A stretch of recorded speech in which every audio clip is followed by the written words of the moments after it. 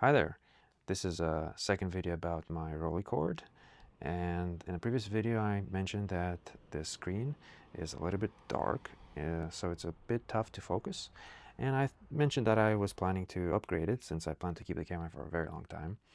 I chose the Rick Olsen bright screen, and they're made here in the US. The one I picked was the bright screen MP that you see in the center. It seemed to fit my camera best in terms of my use case. The really awesome part is that you get to pick a custom grid for your 6x6 format camera.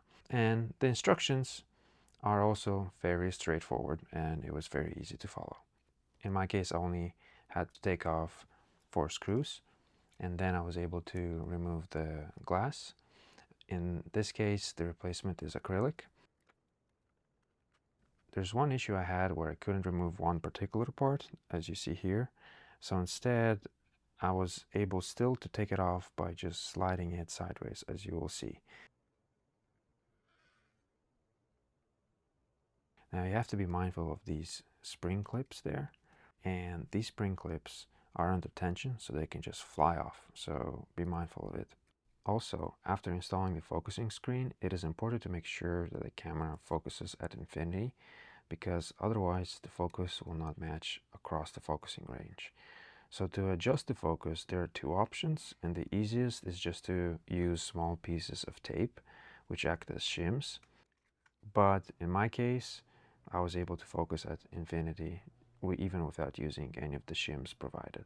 As you can see, there's a fairly big difference from how it used to be in the past. It's much clearer, and I really like it. Now, to test it out, to make sure that it actually focuses properly across the whole range, I went to Helen, Georgia. And Helen, Georgia is a curious little town. I haven't been to Germany, but essentially this is supposed to cosplay as a German town, so I guess it was able to fool me. Also, big thanks to the commenter in my previous video that mentioned that my camera could actually go to 1/500th of a second.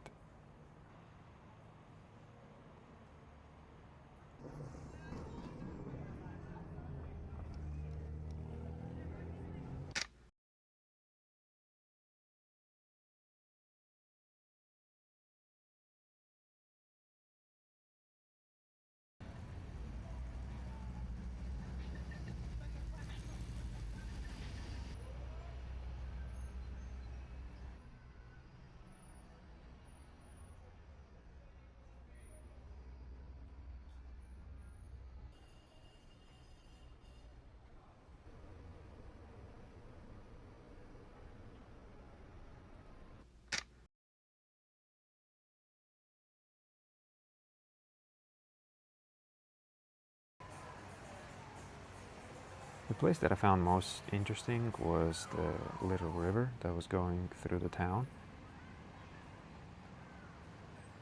Here's where I decided to shoot the majority of photos.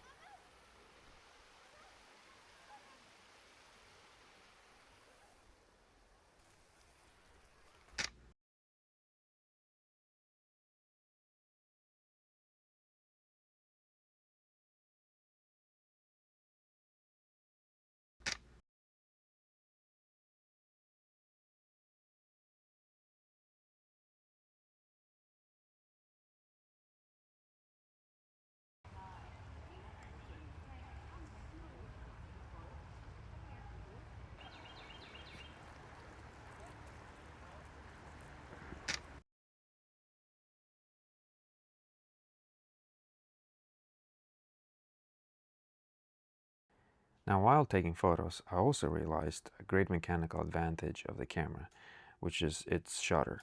So this camera has a leaf shutter, and a leaf shutter is built into the lens itself, as you can see here.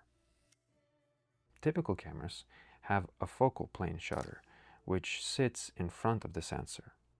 The advantage of a leaf shutter is that it creates far less vibration because the blades are tiny and they move shorter distances. In addition, the movement is symmetrical around the center, which is why I was able to take this long exposure at 1/8 of a shutter speed without a cable release.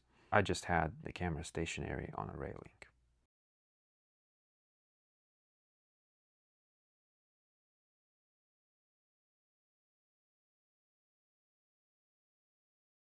This brings me to the end of photos taken in Helen, but I wanted to also show these last frames. Hope you will enjoy these pictures, and thanks for watching.